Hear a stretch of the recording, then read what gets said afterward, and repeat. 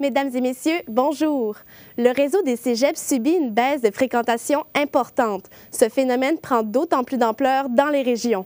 L'un des objectifs du colloque de la Fédération des cégeps qui se tient actuellement à Saguenay est de trouver des solutions à cette problématique. J'ai le plaisir de m'entretenir avec le président directeur général de la Fédération des cégeps, M. Jean Beauchesne. Bonjour, M. Beauchesne. Bonjour. D'abord, comment se traduit cette baisse de fréquentation scolaire dans les cégeps en région? En fait, le territoire complet du Québec est aux prises avec des baisses démographiques, sauf peut-être les grands centres urbains comme Québec ou Montréal, où là, évidemment, l'immigration se concentre plus dans les grandes villes. Donc, on parle vraiment des régions plus éloignées. Le Saguenay-Lac-Saint-Jean est aux prises avec des baisses démographiques, le Bas-Saint-Laurent-Gaspésie, et même si les mines sont très développées actuellement, Rouyn-Noranda, c'est la même chose aussi. Donc, les régions plus éloignées gardent leurs étudiants, mais étant aux prises avec des baisses démographiques importantes, évidemment, ça se répercute après le secondaire, au collégial et éventuellement même aux universités, comme l'Université du Québec à Chicoutimi. Donc, on va perdre 25 000 étudiants dans les 7-8 prochaines années, sur 180 000 étudiants ou à peu près. C'est une baisse quand même de 15-16 %, c'est très important. Donc, il faut pallier à ces problématiques de baisse démographique. Alors, c'est pour ça qu'on se réunit. C'est pas seulement un colloque de la Fédération des cégeps, c'est un colloque aussi avec les fédérations enseignantes. Et donc, on cherche des solutions ensemble pour pallier à cette baisse démographique. Et qu'est-ce qui explique justement cette diminution des inscriptions des étudiants?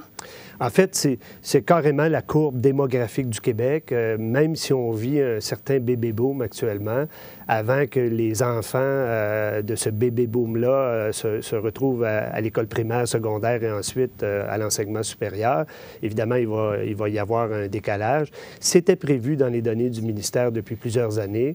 On le vit présentement. Les commissions scolaires l'ont vécu auparavant. Donc, on en a pour un creux de vague là, de 7 à 8 ans, mais après ça, ça devrait se régulariser. Et quelles sont les conséquences de cette baisse? Bien, les conséquences, en particulier, ce sont des conséquences liées, par exemple, à des petites cohortes dans certains programmes. Je pense que le cégep de Jonquière n'est pas à l'abri de ça non plus. D'autres cégeps comme Alma, Saint-Félicien ou d'autres subissent des baisses de fréquentation, ce qui fait qu'il y a des cohortes qui sont fragilisées. Dans des programmes à haut volume, il n'y a pas de problème. Soins infirmiers, éducation à l'enfance, c'est des programmes où on ne peine pas à faire le tour et à compléter des cohortes. Mais dans d'autres programmes, maintenance industrielle, des programmes qui sont moins populaires aussi auprès de nos jeunes, et pourtant, il y a des emplois dans beaucoup de ces programmes-là, bien là, ça fragilise un peu des programmes. On a plusieurs cégeps qui ont des programmes en dormance pendant quelques années avant de pouvoir les réactiver. Donc, évidemment, ce n'est pas propice à la rétention des jeunes dans la région.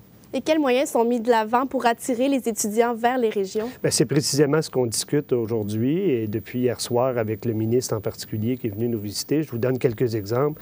On veut accroître le recrutement d'étudiants étrangers au bénéfice des 48 cégeps, mais en particulier pour les régions, parce qu'on n'a même pas 2,5 % de notre clientèle étudiante qui sont des étudiants étrangers. Idéalement, il faudrait être au minimum à 5 %, c'est-à-dire encore 5-6 000 étudiants de plus pour l'ensemble du réseau. Donc, non seulement ça complète des cohortes dans certains programmes fragilisés, mais c'est bon au niveau multiculturel, c'est très positif dans les échanges avec les étudiants. Alors ça, c'est un exemple.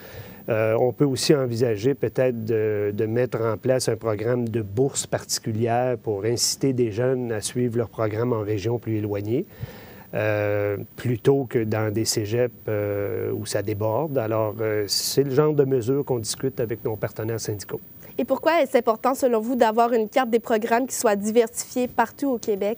Bien, c'est sûr qu'on ne peut pas avoir... On a 132 programmes techniques. Chaque collège ne peut pas les donner, c'est évident. Mais en même temps, on se dit, surtout dans les programmes à haut volume, puis à l'autre extrême du spectre, dans les programmes où c'est des exclusivités nationales. Je donne l'exemple d'art et technologie des médias. On est à Jonquière, c'est un bel exemple. Technique de milieu naturel à Saint-Félicien.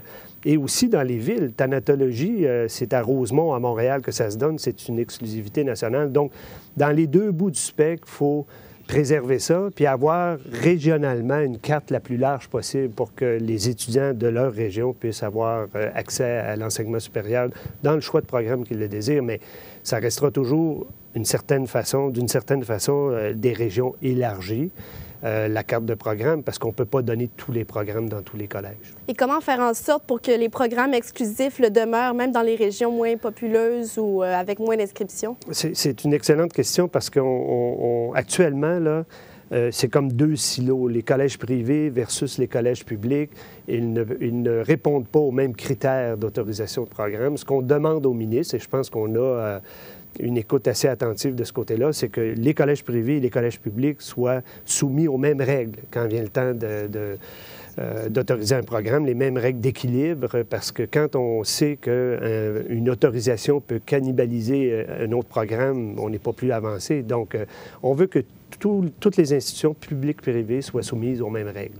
Et en terminant, justement, hier, le ministre Pierre Duchesne a affirmé qu'il y aurait des modifications dans la loi. Est-ce que vous êtes rassuré par rapport à ça? Bien, tout à fait. Je pense que publiquement, le ministre s'est commis. Alors, on ne veut pas non plus que les collèges privés cessent de pouvoir offrir une carte de programme. Ce n'est pas ça notre intention. Notre intention, c'est qu'il y ait un équilibre dans le réseau public-privé. Et donc, on est satisfait de l'engagement du ministre et on va l'avoir à l'œil pour que ça se traduise. Merci beaucoup, M. Beauchesne. C'est un plaisir. Au revoir. Je m'entretenais avec le président directeur général de la Fédération des cégeps, M. Jean Beauchesne. Au revoir.